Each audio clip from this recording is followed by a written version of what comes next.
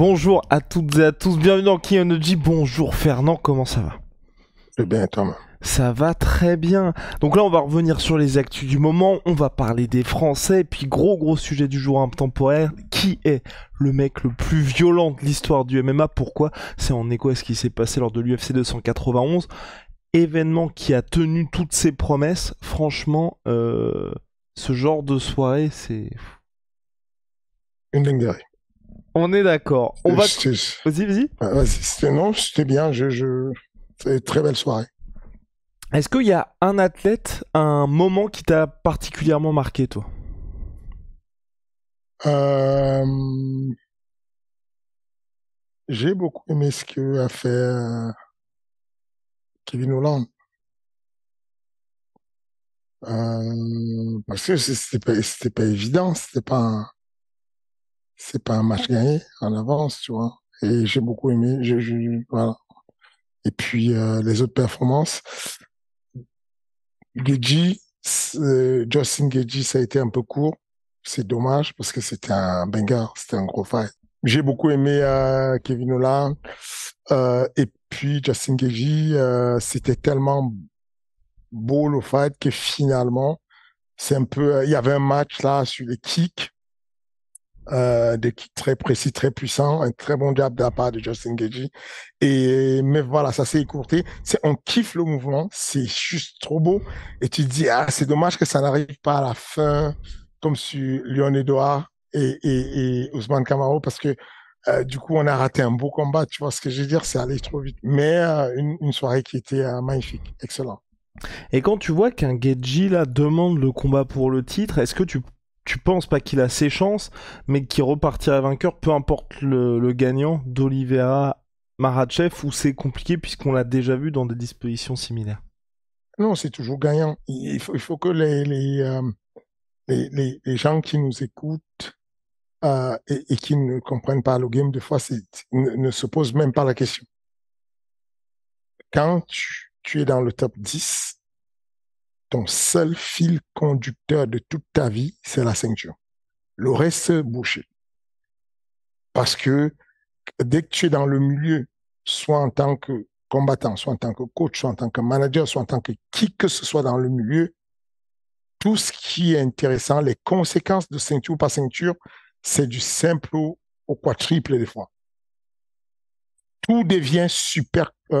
Voilà, la femme qui va avec, l'argent qui va avec, le palmarès, parce que mine de rien, l'histoire, c'est aussi le palmarès, c'est de raconter un peu à la fin de ta vie, à la fin de la vie d'un combattant, ce qu'on va retenir, c'est que Dustin Poirier était champion intérimaire. Il le dit en presse-conférence, moi, pour moi, champion intérimaire, ça vaut mieux que BMF. Donc c'est la ceinture la clé de tout ça, en fait. À partir du moment où tu te retrouves dans la situation de Sean Strickland, tu donnes tout pour aller affronter le champion. À partir du moment où tu te trouves dans la situation de, je sais pas moi, qui Pereira qui vient de battre le Polonais, enfin, tout ce que tu veux, c'est le positionnement pour que tu affrontes le prochain champion. Il n'y a pas photo, c'est la ligne de conduite. Pour te dire combien de fois c'est important la ceinture, c'est que on parle à Justin Gaethje d'affronter le mec le plus bankable de l'histoire du MMA en termes de chiffres et qui peut lui faire rentrer des sous.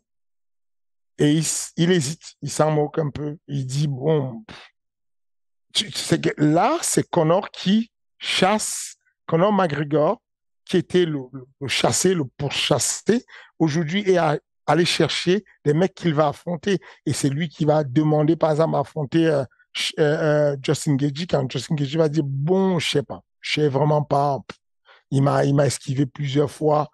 Il ramène la rancœur. En mode, quand il était quelqu'un, il m'a esquivé, maintenant il m'appelle. Bon, tu vois. Et je comprends absolument. Je comprends. Ok. Concernant le co-main event, donc c'était Alex Pereira contre Jan Blachowicz, premier combat en light heavyweight pour Alex Pereira. il a tout connu dans ce combat. Est-ce que toi, là, tu te dis que c'est quelqu'un, déjà, t'as vu ses progrès en MMA et qu'effectivement, il est prêt pour les grosses joutes qui l'attendent? Ou ça peut être Absolument. compliqué?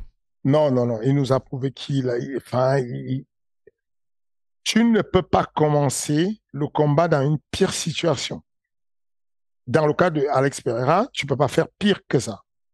D'avoir un Jan Blachowicz qui est frais, qui est dans ton dos, tu peux pas commencer avec voilà. Mais il a montré qu'il était solide, qu'il pouvait aller. C'est simple.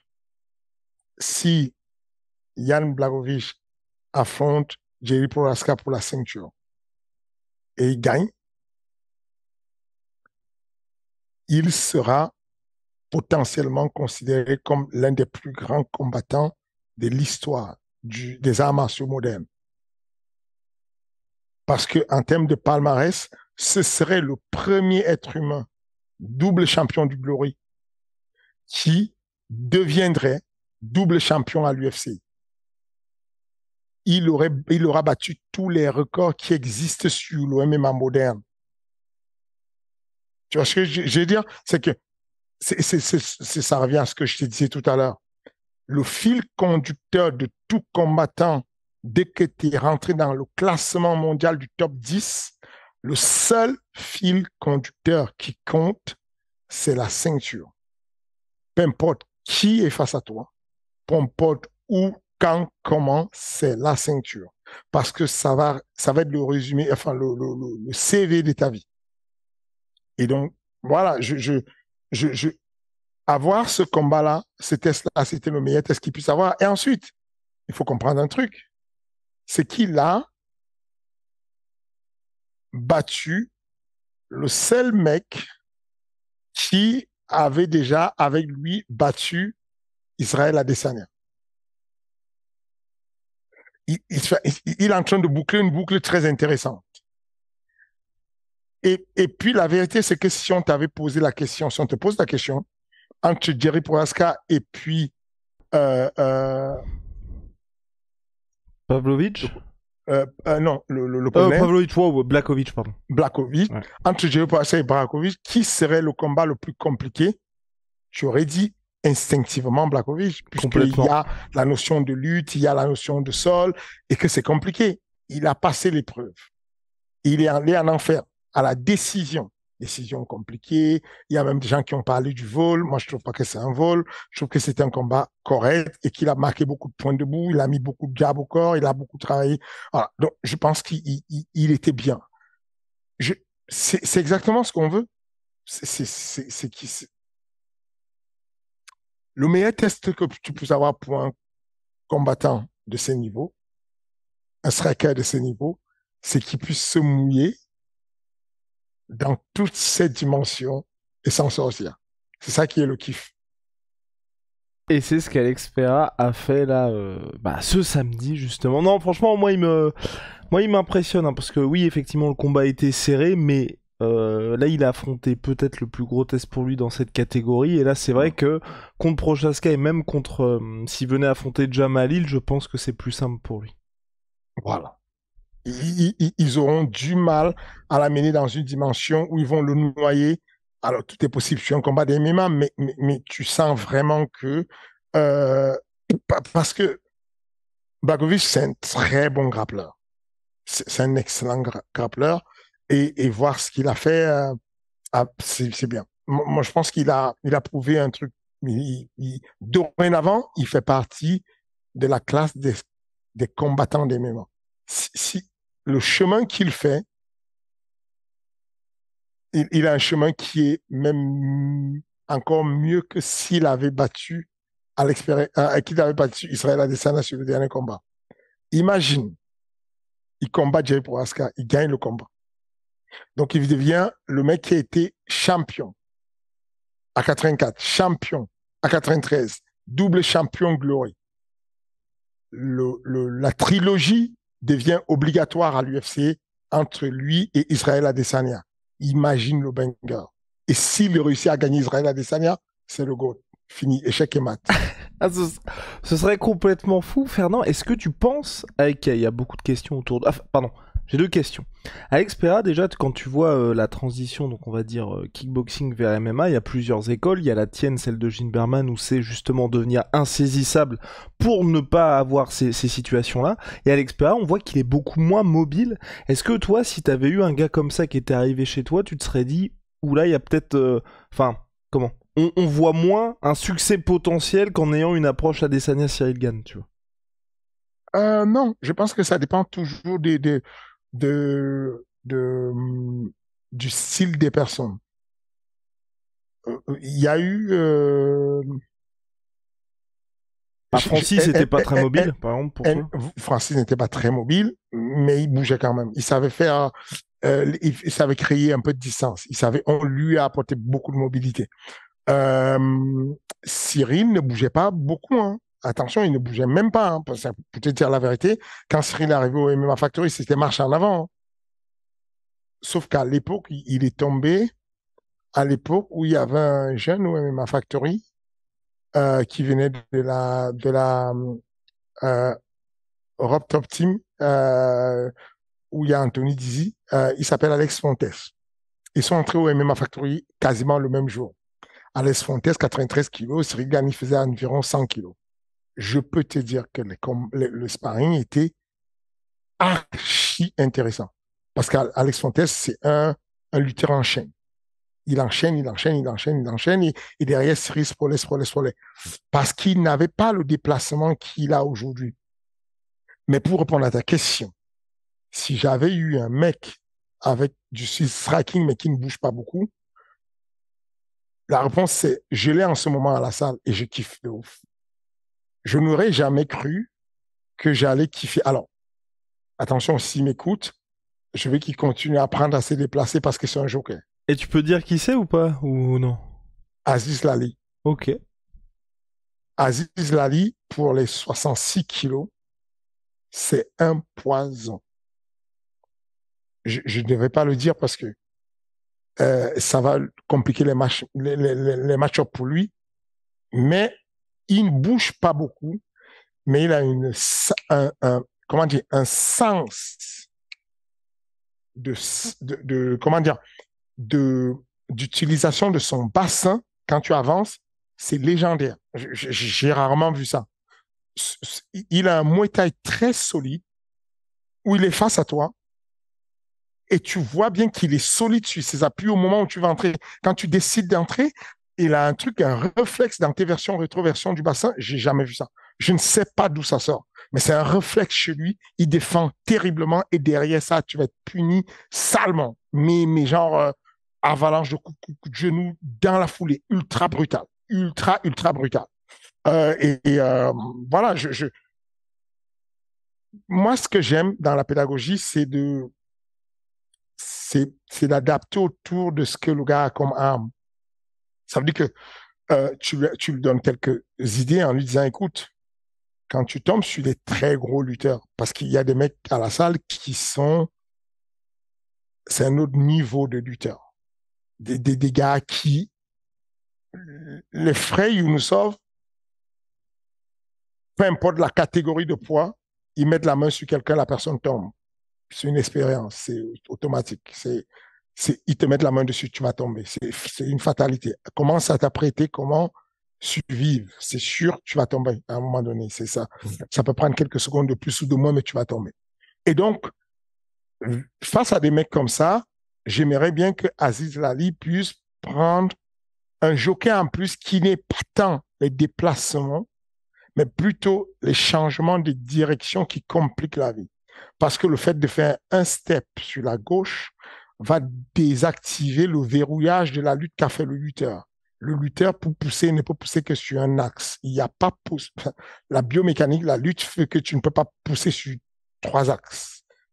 La poussée n'est que axiale. Tu pousses quelque part. Donc l'idée, c'est que à l'endroit où il y a la poussée, toi, tu te déplaces de cet endroit et le gars, il est obligé de refaire ce qu'on appelle un reset. Il est obligé de se reprogrammer pour se remettre en face de toi et shooter son amené au sol au moment où tu es immobile ou en tout cas au moment où tu as fixé. Et ce que je demande à des mecs qui ne bougent pas beaucoup comme Aziz, c'est de se dire, frappe, distribue la mort comme tu sais distribuer, mais juste place un pied à gauche, un pied à droite de temps en temps, de façon à ce que tu réduises l'impact de la percussion et que tu déstabilises les calculs du lutteur. Parce que mine de rien, ce sont des petits calculs très rapides qui se passent en une fraction de seconde où le lutteur va boxer, mais il fait semblant de boxer, mais tout ce qu'il a, c'est qu'il va shooter bientôt. Et en gros, ces calculs, c'est que dans son shoot, même si tu fais le sprawl, il aura ton genou, il va faire un petit pivot qui va créer un déséquilibre. Tous ces calculs sont faits millimétrés sur le bout de ses doigts derrière le muscle poplité de ton genou.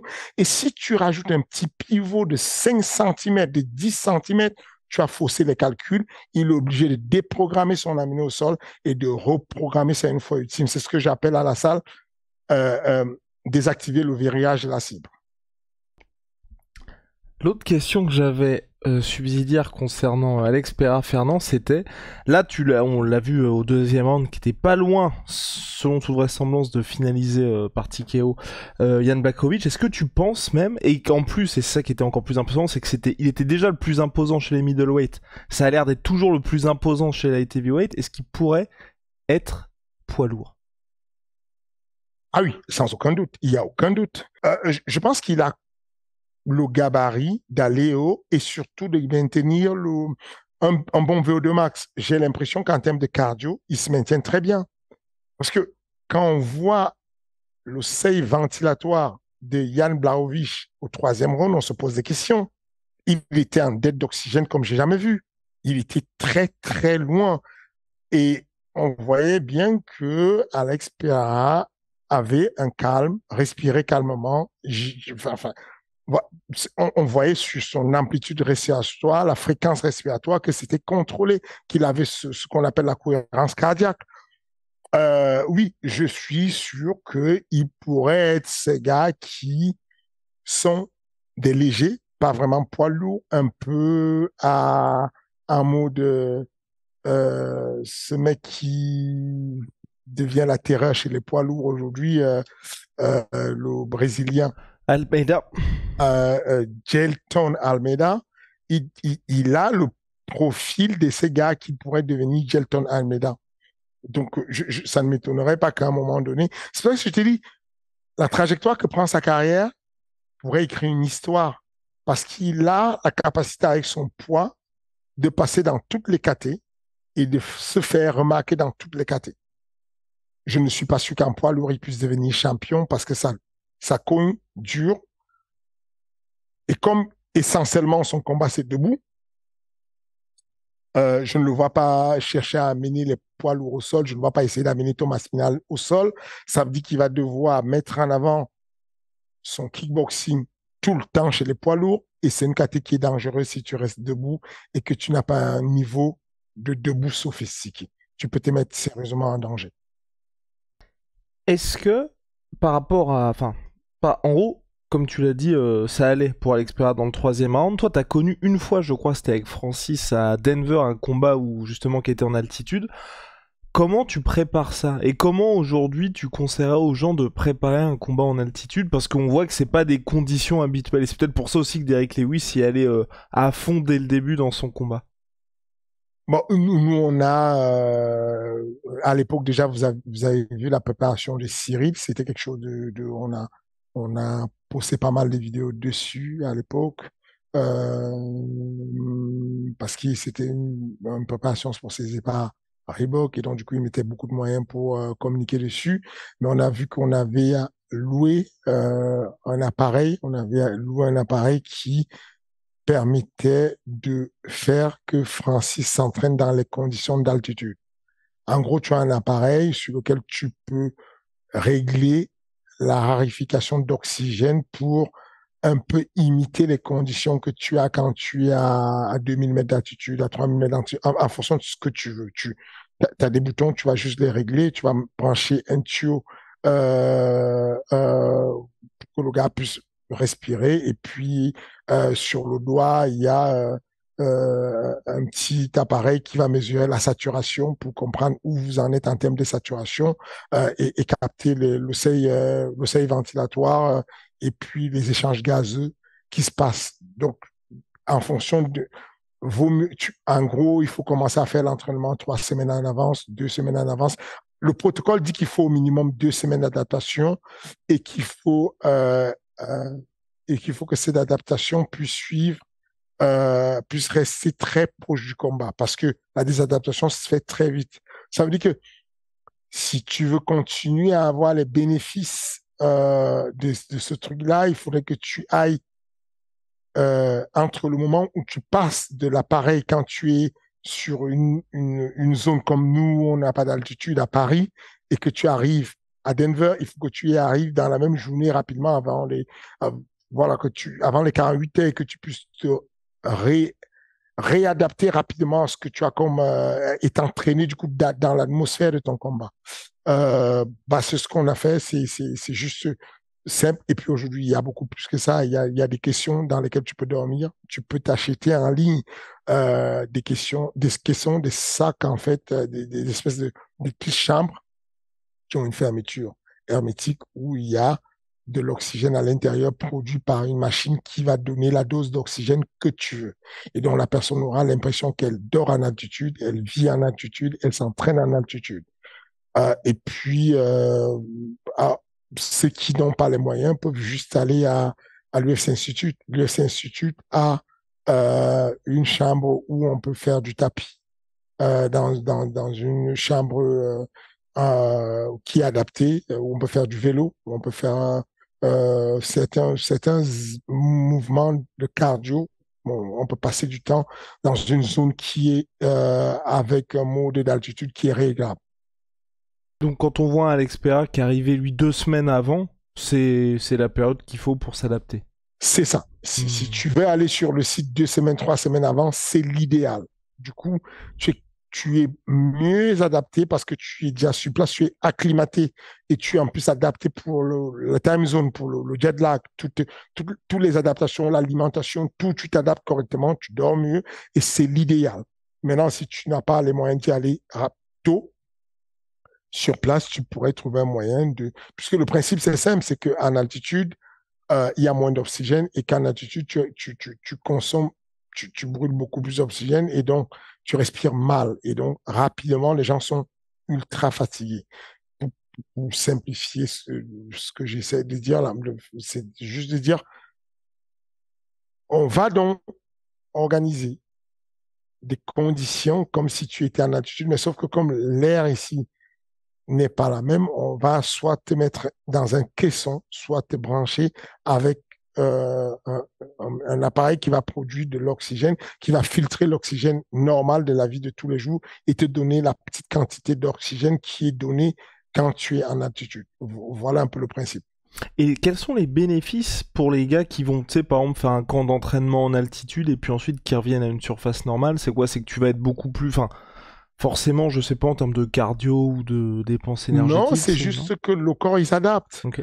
Comme il y a peu d'oxygène, il va fabriquer plus de globules rouges, il va fabriquer plus de globules qui vont véhiculer l'oxygène et qui vont faire circuler l'oxygène et qui vont permettre que l'échange gazeux soit beaucoup plus, il y ait plus d'apport. Et donc, cette augmentation de ton taux de globules va se ressentir dans ton entraînement pendant quelques jours. Parce qu'aussitôt que tu redescends au niveau de la mer, bah, rapidement, tout se dissipe.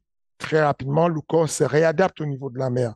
Donc, tu montes en altitude, tu t'entraînes, tu vas à fond romeu, tu vas enfin, où tu veux, tu t'entraînes et quand tu ressors, il faut que tu partes de là pour aller à la compétition directement et que tu puisses bénéficier de l'adaptation que ton corps a fait pour à cette attitude-là. Got it, got it.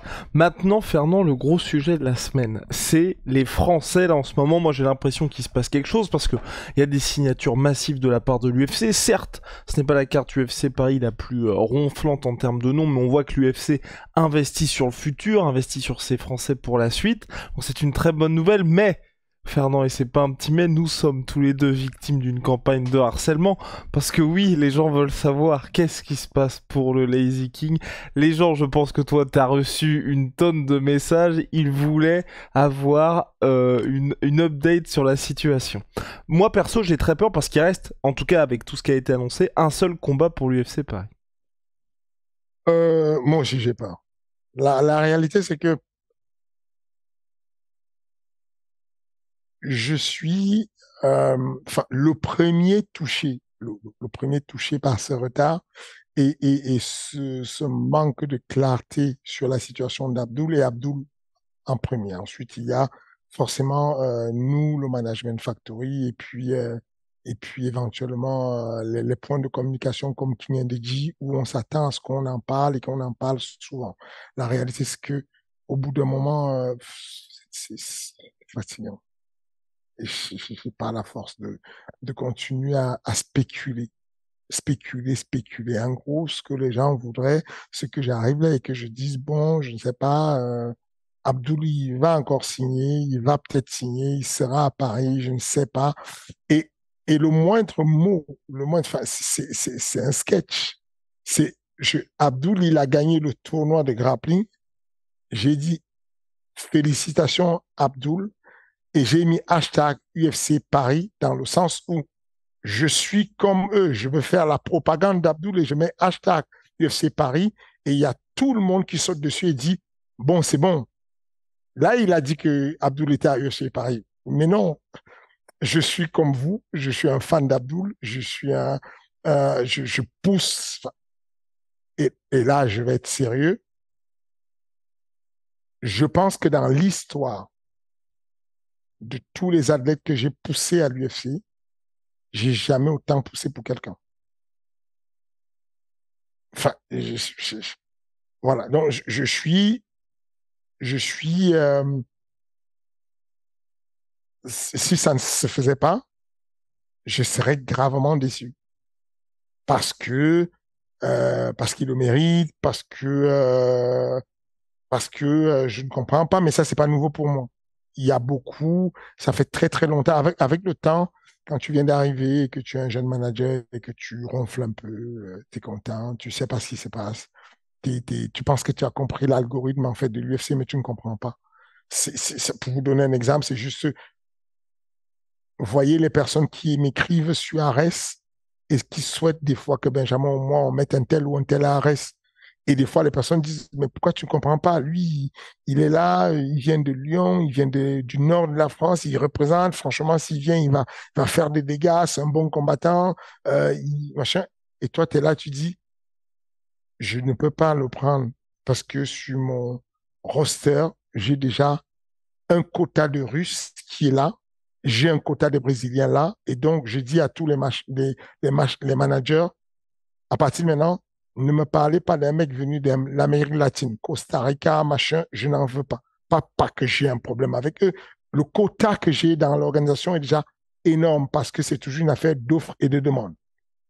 Ne me parlez pas des Russes, parce que des Russes, en tout cas des Caucasiens qui ont 14-0, 17-0, 20-0, 22-0, j'en ai à l'appel. J'ai tous les gars qui devaient combattre à l'ECI qui se présentent devant un reste et qui disent je veux combattre. Et donc, je ne peux pas. Je peux prendre des gars qui sont des russophones, mais qui ont une identité Schengen de l'Europe, qui ont une identité hollandaise, qui ont une identité suédoise, parce qu'il y aura un public qui va suivre et parce qu'il y aura la télévision qui va payer les droits de télévision. Je ne peux pas prendre tous les Russes parce que j'ai plus de place. Ensuite, les Brésiliens, pareil, il y en a à l'appel. Donc, c'est la même situation qu'on a où on s'est dit, bon, je vais remontrer, enfin, cette conversation que j'ai avec toi, c'est une conversation que j'ai avec Abdoul. Hein. C'est que j'ai des conversations comme ça souvent avec Abdoul. On en parle avec les collègues, que ce soit Clément Marcous, que ce soit Ben Kassem, enfin, tout ce qui est autour de l'entourage d'Abdoul et tout. On parle beaucoup, on se fait des réunions, on discute. Qu'est-ce qu'ils veulent, en fait? Pourquoi ils tardent? Pourquoi et heureusement que sur les échanges de communication, je fais toujours apparaître les screenshots de mes échanges qui vont rester privés pour le public, mais que Abdoul, lui, l'a déjà vu, où il voit, écoute, pas là tout de suite, la prochaine fois qu'on revient à Paris, il sera sur la FAT 4 et tout. Ce sont des screenshots, des messages assez clairs dessus. Mais je vous dis encore, je suis le capitaine de la propagande Abdoul, sauf qu'on bosse sur des bords différents. Vous, les collègues, vous êtes en train de travailler pour Abdoul en surface sur les réseaux sociaux, moi, je peux pas le faire. Je peux pas passer mon temps à faire la campagne sur Twitter en disant Abdul à l'UFC, Abdul à l'UFC. Mais la même chose que vous faites, je le fais en douce de l'autre côté, de tous les côtés, sur toutes les phases possibles. Donc, je vous prie de me croire que quand je dis dès le début en disant, après ça, Abdul, il n'a plus rien à faire à Reste, quoi. Enfin, il n'a plus rien à faire à Reims, il n'a plus sa place là, il a un niveau qui est trop fort, et ce serait bien qu'il soit à l'UFC. À partir de ce moment, ça a commencé depuis, tu vois. Et puis, je n'aurais jamais, je n'aurais jamais, je ne comprends pas là, actuellement, on est à quoi, en moins de 3 semaines, et on n'a pas encore Abdul je n'ai pas encore reçu le contrat d'Abdul, donc je suis comme vous. Je suis inquiet de ouf, mais à quoi ça sert que je te le dise? À quoi ça sert que je le dise aux collègues? Je me dis juste, Fernand, ferme ta bouche et attends. Il n'y a que le résultat qui compte. Est-ce qu'on aura le contrat d'Abdul? Voilà, on l'aura. Est-ce qu'on ne l'a pas? Ben, on va s'adapter, on va faire autre chose. C'est aussi simple que ça. Mais croyez-moi que ça m'attriste beaucoup. Et malheureusement, je peux rien. Et avec le temps, en tant que manager, tu commences à comprendre un peu que les algorithmes de toutes les organisations, tu ne peux pas maîtriser le pour du comment, enfin, j'ai vécu une chose pareille avec Karl Amoussou à l'époque. Karl Amoussou, je suis allé très loin pour essayer de signer. C'est que je suis arrivé à faire un accord avec le président du Cage Warrior Grand Ball pour que il puisse avoir un co-management et que Grand Ball le mette à l'UFC si moi j'avais un problème. Et dans la clé, c'était il fait un combat au Cage Warrior pour la ceinture. Il devient champion. À partir de là, Grand Ball le pousse à l'UFC avec moi. On a tout essayé, mais tout essayé. Et par exemple, Rien à faire. et justement, pour Karl, qu'est-ce qui a coincé selon toi? Je ne saurais jamais. Je te promets que la question que tu me poses là, je l'ai posée à d'autres managers. Je l'ai posée à. Enfin, on est d'accord que le Cage Warrior, ils ne sont plus, enfin, le management de Grand Ball n'est plus ils n'ont plus rien à prouver en termes de signer des mecs à l'UFC. Enfin, quand je me suis rendu dessus, c'est que je me suis dit, bon, j'ai une dizaine de gars à l'UFC, mais ce mec a passé à l'UFC une cinquantaine de mecs, parmi lesquels Joanna Jezesik, parmi lesquels Conor McGregor, parmi lesquels, enfin, il y a plein de mecs qui sont passés par là et qui sont arrivés à l'UFC. Donc, je me dis dans ma tête, bon, euh, il va pouvoir avoir une solution pour Kalamoussou. Mais non, rien n'a été fait. Enfin, on se voyait, on fait des réunions et il me dit, je ne sais pas, je ne comprends pas, j'ai pas de réponse. Il n'est pas intéressé, je ne sais pas ce qu'il veut. Et on te parle de l'époque où Kalamoussou était le numéro 1 en Europe. Donc voilà, c'est resté comme ça, on n'a jamais su pourquoi. J'espère que ce ne sera pas la situation pour Abdul, parce qu'il mérite beaucoup plus. Mais rassurez-vous, il est le premier qui est déçu du fait il ne soit pas encore entré par la grande porte. Et le nombre de fois où il a carrément dit, bon, tu sais quoi, Fernand, ils m'ont saoulé, puis on va ailleurs. Et puis, je dis non, on va patienter. Il, le matchmaking dessus est un peu lent, la construction de la carte est lente, on va patienter. Et puis, sait-on jamais, et puis voilà. Mais, euh, mais la réalité, c'est que je peux pas t'expliquer, je peux rien dire pour ne pas dire des conneries. Je préfère ne pas en parler et jusqu'à ce que j'ai la réponse finale. Petite parenthèse là-dessus, il se passe quoi aujourd'hui avec l'UFC, avec l'annonce, ou en tout cas construction des cartes? J'ai l'impression que c'est hyper tardif. Par exemple, l'UFC 293, donc, qui a lieu une semaine après l'UFC Paris, on n'a pas de main event pour l'instant. C'est une folie totale. Je ne vais pas dire ce que Pense. non, ce que je sais, ce que des collègues, parce que le matchmaking je converse avec 3 niveaux différents du matchmaking. Sean, Hunter et Mick. Et ils ont chacun les méthodes de travail.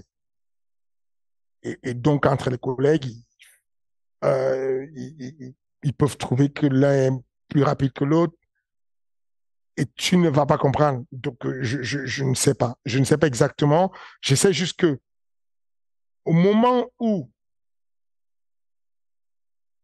on n'a pas encore terminé la FAT 4 et où on attend encore des noms, on est déjà en retard pour certains dossiers médicaux. Tu vois, Cyril Gane a été annoncé le premier. Au moment où on annonçait, donc, au moment où, donc c'est Inter qui valide Cyril Gane.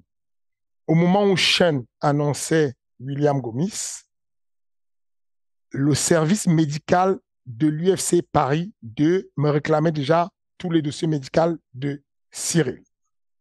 On était déjà en retard sur le choix de la tenue, l'état des conamènes, tout ce truc administratif. Et tu te dis, quand ils signent des mecs en dernière minute, alors qu'ils ont des... Enfin, quand ils construisent la carte de l'UFC 293 ou 291, alors que l'UFC Paris n'a pas encore été construite, comment ils font?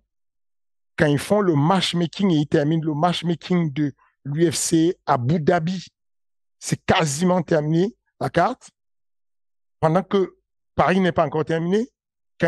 Donc, on a, nous, moi j'espérais avoir, je pensais sur le calcul avoir 4-5 mecs sur Paris, mais on a dispatché avec Nassoudine Imavov qui se retrouve du côté d'Abu Dhabi, avec Daria qui se retrouve du côté de Las Vegas en début octobre. Ouais. Donc du coup, on a un peu nos athlètes qui sont dispatchés. Mais je t'ai dit que j'ai le dossier médical, j'ai les papiers médicaux de Daria qui sont déjà avancés. J'ai les papiers de Nassoudine Imavov qui ont déjà commencé à avancer. J'ai déjà les tickets des préventes de l'UFC à Abu Dhabi. J'ai déjà reçu le lien pour acheter les tickets moins chers pour les combattants et les associés, en tout cas les sponsors et les amis du combattant. J'ai déjà les liens pour Abu Dhabi et je n'ai pas encore eu le retour de la finalisation de l'UFC Paris. Donc, je pense qu'ils sont des êtres humains comme nous et qui sont débordés et qu'il y a certains trucs à faire. Ça me permet de profiter pour demander de la tolérance à tous nos collaborateurs sur Ares qui comprennent que on est des fois débordés. On est des fois. J'en parlais ce matin avec un collègue, avec Benjamin, pour ne pas citer son nom, où je disais comment c'est possible que on soit à la fin du contrat de Derrick Lewis et qu'il n'y ait pas de signature de contrat quand on connaît l'histoire entre Derrick Lewis et Francis Ngannou. Derrick Lewis est l'une des rares personnes qui a battu Francis Ngannou. Le PFL propose beaucoup d'argent pour affronter Francis. Derrick Lewis est un adversaire parfait pour Francis. Pour la revanche, pour les sous et pour la pénibilité qui est moindre. Et il est libre sur le marché au moment où il vient de faire une victoire par un coup de genou sauté. Et donc, on en parlait, on disait... Tu penses qu'il peut signer ou pas? Petite erreur. Je pense qu'ils l'ont vu descendre et qu'ils pensaient qu'il était sur la descente, et qu'il vient de faire un rebond et que sa valeur sur le marché est montée très, très fort. Et là, c'est chaud. Parce que bon, oui, c'est vrai qu'on a... Si, je crois qu'on en avait parlé brièvement, mais là, donc, Pépi a signé au PFL. Est-ce que t'as d'autres athlètes? T'avais expliqué que t'avais deux autres athlètes qui allaient peut-être suivre, non? Yes. Et c'est officiel, là, ou pas, pour l'instant? Une nouvelle arrive. Ok. On va dire une petite bombe de nouvelle arrive. Ok. Pour le PFL Paris ou... Ok. Oui. Ok. Bon, bah, à suivre en tout cas de ce côté-là, mais pour le coup, par rapport à ces signatures avec le PFL, justement, là, c'est ce que je voulais dire aussi, on a l'impression, par contre, qu'il se passe quelque chose avec les combattants français, ou qu'aujourd'hui, il y a plus besoin, comme il y a quelques années, quelques mois, d'être entre guillemets, hein, bien évidemment, quand je dis ça, top athlète avec une grosse hype pour que les gens s'intéressent et que même l'UFC signe des talents. Aujourd'hui, on voit qu'ils prennent des athlètes qui sont beaucoup plus jeunes dans leur carrière. Et pas forcément les noms qu'on attendrait aussi. Parce que la vie, c'est une affaire de valeur que le peuple donne à ses athlètes. Ce, ce combat dont je parle à chaque fois en disant il faut exporter l'OMMA français. C'est pas un jeu. Chaque fois qu'on vend l'OMMA français parce qu'un de nos gars a fait une belle performance, on retient ce qu'il a fait. Quel qu'il soit, Fares Ziamba en Angleterre il fait une belle performance, on retient. Benoît Saint-Denis va, je sais pas c'était où son dernier combat, il fait Las une Vegas. performance, on retient. William Gomis, on lui met un piège, on lui met un jeune qui s'appelle Francis Marshall, un très bon lutteur, qui est censé lui marcher dessus, et parce qu'il est invaincu et passé, il va à Las Vegas, il le bat. Rapidement, la côte du MMA français est en train de monter, rapidement, très rapidement. Parce que dorénavant, on s'est dit, bon, on les voyait comme étant des mecs qui venaient juste pour boucher de tout, une petite nation des MMA, mais non, il y a vraiment du potentiel. Et plus, et c'est un cercle vertueux, plus on va croire en nos jeunes, plus ils vont croire en eux, et plus ils vont faire des performances. Parce qu'on croit, aujourd'hui, les Français demandent en col, les Français demandent des adversaires qu'on n'imaginait pas à l'époque. Il y a quelque chose qui se passe. Et petit à petit, ça va continuer à monter. Et non, je n'ai aucun doute là-dessus que bientôt, ce que je vais dire, c'est que les camps d'entraînement, au lieu de continuer à aller chercher à l'extérieur avec vos gars, invitez les gars à Paris. Ça fait partie du développement de la culture de notre sport.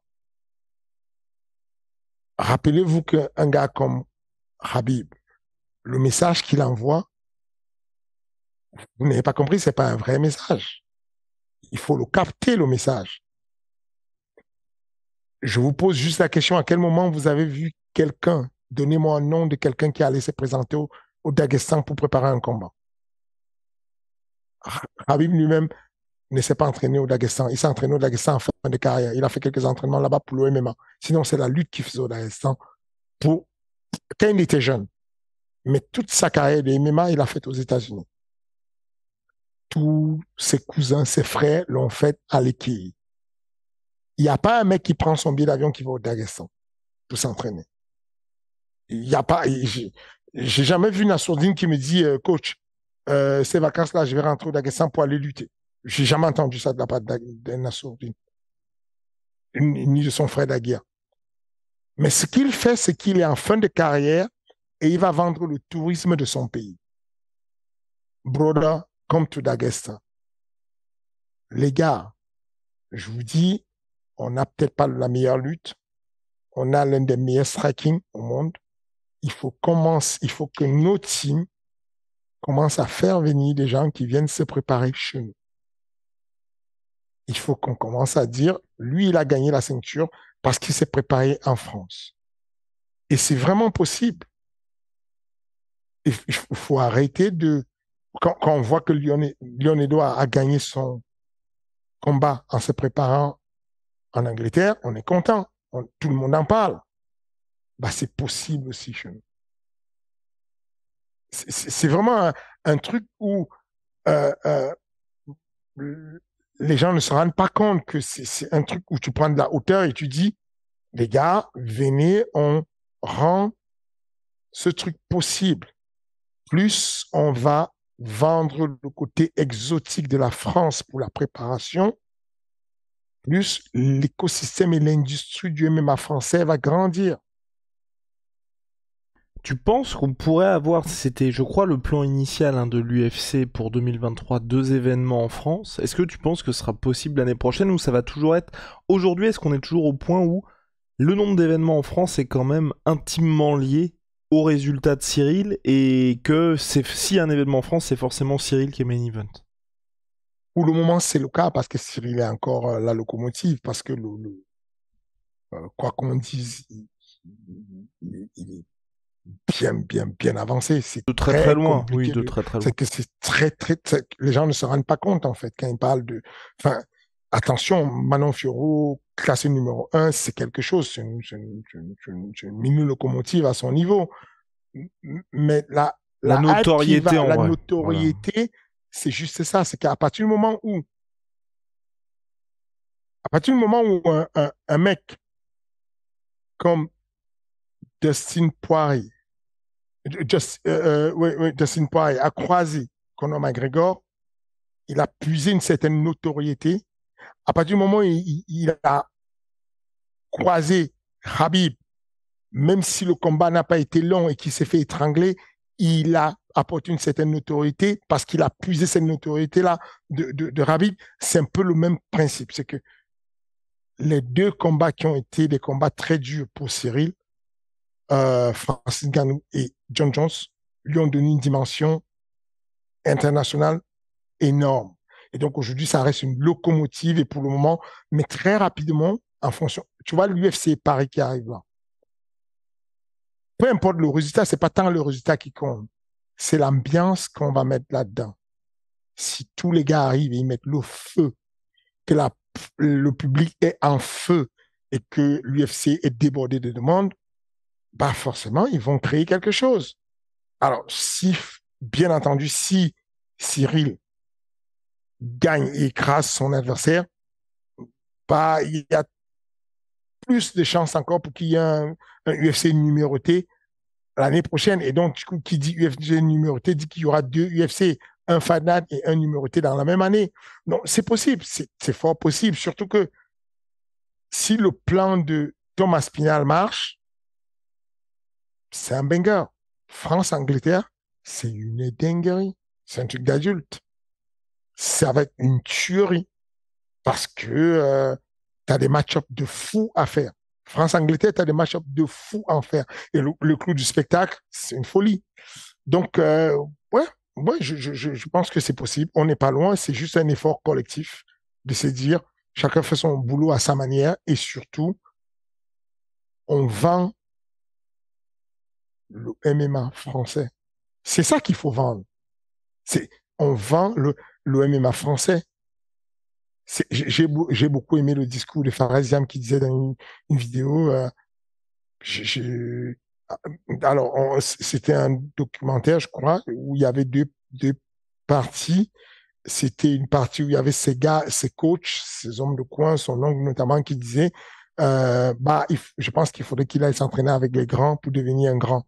Et Fares disait, moi, j'aime bien, je vais à Stanford, je vais aux États-Unis, je m'entraîne bien, mais je pense que je suis devenu ce que j'étais à partir de la France et que je pourrais continuer à grandir de la France.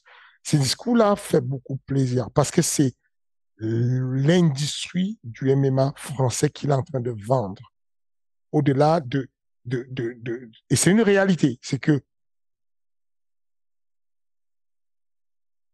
on, on, si vous ne faites pas ça, il n'y a personne qui va vendre votre pays pour vous. Il y a personne qui va venir vendre le MMA où vous le faites pour vous. Il va falloir le vendre à un moment donné. Et si vous avez besoin de l'aide de d'autres personnes pour vous élever, appelez les gars, ils sont chauds. Vraiment, ouais, invitez les gars, ils sont chauds. Et puis voilà. Alright. Dernier sujet, Fernand. Justin Gaethje, 12 combats, 12 bonus à l'UFC.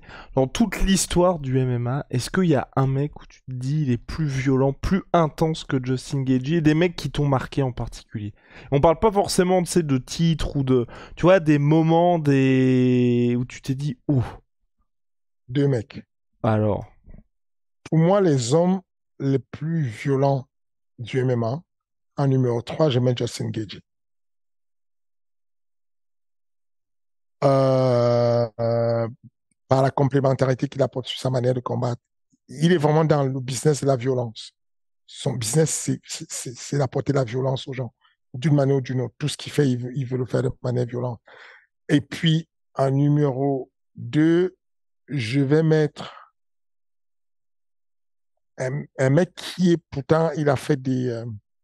c'est pour ça que j'ai bien aimé que tu puisses mettre le cadre en disant, pas pour ses performances et pas pour ses titres, je vais mettre Tokino Palares. C'est une terreur. En tout Et cas, là, au sens moi, propre, hein, pour le coup, ouais. oui, c'est une terreur. Moi, pour que vous compreniez, Tokino Palares, c'est ce monsieur-là qui, à un moment donné, a été viré de l'UFC parce que pour intégrer et s'aimer la terreur dans le cerveau de tous les gars, de ses adversaires et de tous les gars de sa division, il gardait les clés le plus longtemps possible jusqu'à ce qu'il casse la jambe, qu'il casse une cheville, qu'il casse un talon. Et du coup, il est devenu une vraie terreur. 2 fois, le chemin de mes athlètes a croisé son chemin. Et vraiment, quand on t'annonce que ton élève va affronter Tokino Palares, tu te chies dessus littéralement. Et pourtant, le mec n'est pas si fort. Enfin, il est moyen en boxe, il n'est pas bon en boxe. Mais sauf que tu sais que le combat entre Tokino Palares et ton élève prend 70% de chance de finir avec 6 mois d'hospitalisation, en tout cas 6 mois d'handicap parce qu'on lui a pété, explosé tous les ligaments du genou. Cette idée-là dans le cerveau d'un entraîneur, d'un manager, d'un athlète, c'est horrible. C'est horrible. On devait l'affronter au Venator en Italie. Carla Moussou nous a proposé le combat et j'ai demandé à ce que l'arbitre central pour le combat soit Marc Godard. Parce que vous l'avez vu, Marc Godard, j'entretiens de bonnes relations avec lui. C'est d'ailleurs pour ça que c'est lui qui constitue les équipes des arbitres de Ares. Parce que Marc Godard, il est très autoritaire. D'ailleurs, on est devenus amis. Pour l'anecdote, au Cage Warrior, quand je coachais Damien Lapulus, qui affrontait Joe Duffy pour le titre du Cage Warrior. Et à l'époque, on s'est connus sur une grosse embrouille où vraiment il était ultra autoritaire sur moi. Et j'ai répondu d'une manière très autoritaire. On s'est un peu pris la tête. Ensuite, discussion après l'événement. Et on est devenus amis, vraiment amis. Et, euh, et donc, je demande à avoir Magodad dans le sens où je dis, j'ai besoin d'un arbitre qui est capable d'entrer dans les vestiaires de Tokino et lui dire, si tu tiens une soumission et que tu la gardes plus du temps qu'il faut, dès que ton adversaire aura tapé, tu seras disqualifié purement et simplement. Parce que les gens ne voyaient pas à l'époque ce qu'il faisait. Les gens ne se rendaient pas compte. Mais quand on mettait des slow motion, on se rendait compte que le combattant tapait des fois 14 fois et Tokino continuait à vriller le talon jusqu'à ce qu'il ait la torsion et qu'il ait la rupture des ligaments. Donc une vraie terreur pour moi. C'est pour ça que je considère que c'est pour moi le deuxième homme le plus effrayant, le plus terrifiant qu'il y ait jamais eu dans l'histoire du MMA. Et puis le premier, sans discuter, Axe Murder. Vanderlei Silva. Eh oui, eh oui, eh oui, eh oui. Je pense que si aujourd'hui il y a quelqu'un qui mérite le titre de BMF, c'est lui. Il est aujourd'hui on ne se rend pas compte. On regarde un peu les vidéos d'après quand il n'était plus le même, il avait été opéré du nez, il parlait avec le nez, on ne comprenait pas. Enfin, on se rappelle plus de ceux qui n'ont pas vécu la bonne époque de la violence de ce monsieur. C'était quelqu'un de possédé. Je n'ai jamais vu une telle violence incarnée. C'était le combat commençait, l'intensité qu'il mettait au pride quand il fixait son adversaire et qui tournait sa tête comme ça, il le regard. Enfin, c'était un truc du. Moi, en tant que spectateur, j'avais la chair de poule de mon canapé. C'était d'une violence inouïe. Et chaque fois, chaque action qu'il faisait montrait la détermination à détruire, à nuire, à annihiler. Aïe, aïe, aïe. Eh, tu nous l'as bien vendu, hein, parce que c'est vrai que Vanderlei Silva, à l'époque, je crois d'ailleurs, c'est lui qui a la plus grosse série de victoires du Pride. Je crois que c'est 20 victoires consécutives, quelque chose comme ça. Enfin bref, c'était quelque chose. Mais il avait ce qu'on appelle l'effet Tyson. Il avait battu tout le monde avant que le combat ne commence. Mhm. C'est impossible de rester devant un mec qui envoie une telle terreur. Il a fait de son fonds de commerce la terreur. D'ailleurs, l'une des vidéos que j'ai envie qu'on travaille dessus, c'est un débrief sur le combat de, de la bagarre entre Charles Sonnen et, et Vanderlei Silva.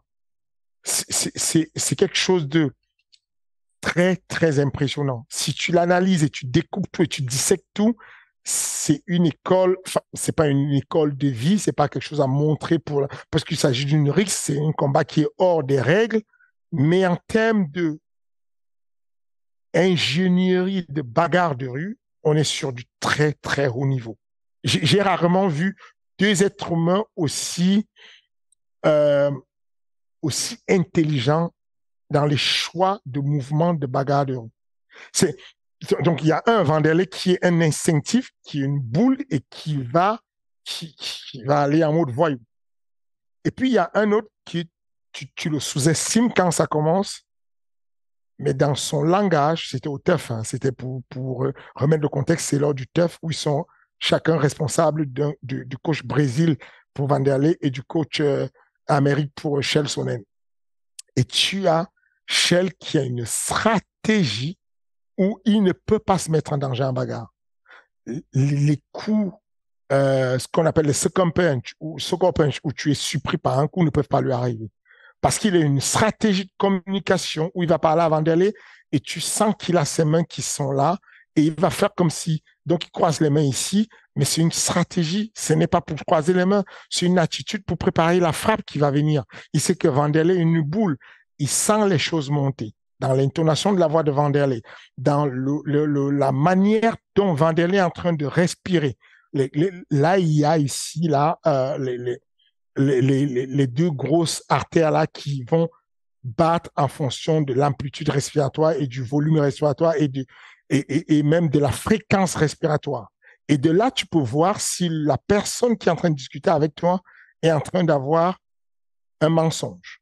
Qu'est-ce que j'appelle mensonge? C'est que je vais te frapper dans 2 secondes, mais je ne vais pas t'annoncer. Je ne veux pas que tu saches que je vais te frapper. Et c'est un mensonge. Et quand le corps reconnaît un mensonge, la fréquence cardiaque, il y a ce qu'on appelle un chaos cardiaque. Et c'est ce qui arrive d'ailleurs avec les tests de mensonge où on réussit à détecter quelqu'un qui ment. On te pose une question et comme il y a l'oscillogramme qui est en train de faire ça et qui va donner des zones en fait et qui va expliquer et qui va montrer que tu as un chaos cardiaque, on comprend que ce que tu dis n'est pas raisonnable. Donc, en gros, ton système nerveux neurovégétatif, ton système nerveux parasympathique, pour le coup, n'est pas en accord avec ce que tu dis. Et donc, il va donner des signaux dans la manière dont ton articulation, dans la manière dont tu articules, dans la manière dont tu respires. Et Shell Sonnen, je vous promets, il est capable de détecter ça. Sur cette rixe entre Vanderlei et Shell Sonnen, à un moment donné, il va dire, il va le pousser, il va dire, I can't let you get close. Je ne peux pas te laisser t'approcher de moi. Mais c'est une attitude tellement intelligente de sa part parce qu'il a compris que la frappe, l'attaque, elle est imminente. Quand j'en parle, pour que tu comprennes c'est quoi l'attaque, c'est que, pour te donner une image, c'est quand tu regardes des films d'action. Tu as des films d'action, par exemple, comme euh, Sicarios. Sicarios, voilà. Et tu vois, il y a un moment donné, quand ils arrivent sur la barrière, la frontière, là, il y a des voitures qui doivent passer, et le responsable du commando qui rentre aux États-Unis avec un chef mexicain qu'on a enlevé dit, si ça doit se passer, c'est ici que ça va se passer. Parce qu'il y a un bouchon, on est coincé. Et à un moment donné, il va dire, Impala Red on the left. Il parle d'une voiture rouge qui arrive sur la droite. Donc, on sent que le danger arrive. Et il y a un mot technique chez les soldats où on dit contact. Contact veut dire on y est. Et ils disent gun. Ça veut dire on y est, c'est imminent. Ça va foyer. Dans 2 secondes, ça va tirer sale. Et c'est ça que tu vois dans l'attitude de Chael Sonnen. Il est en mode, OK, contact imminent. J'ai plus le choix. Ou je le repousse en premier ou je prends une pêche. Il le repousse et dans la foulée, l'autre va balancer une pêche et il va faire cette amenée au sol qui n'est pas vraiment une amenée au sol. C'est une amenée au sol protective. Parce que je me mets en boule, j'amène au sol, je suis sur lui et voilà. Bon, je me suis perdu un peu sur. Je suis tellement passionné par cette histoire de Vanderlei que les gens qui sont de la nouvelle génération ne se rendent pas compte, mais je vous dis, vous voulez voir le bad motherfucker qui existe aujourd'hui en termes de combat, repartez dessus et vous allez comprendre pourquoi je mets Vanderlei numéro 1 de toute catégorie. C'était quelque chose. Ah, c'était la belle époque, Fernand. On a fait le tour pour cette semaine pour King Energy, divisé en 3 parties, un peu sur les actus, un peu sur un gros sujet avec nos Français qui montent, et puis là, retour dans le passé avec Vanderlei Silva. Fernand, merci beaucoup. On se retrouve à chaque fois la semaine prochaine, et les Sweet Good Jobs sont de retour.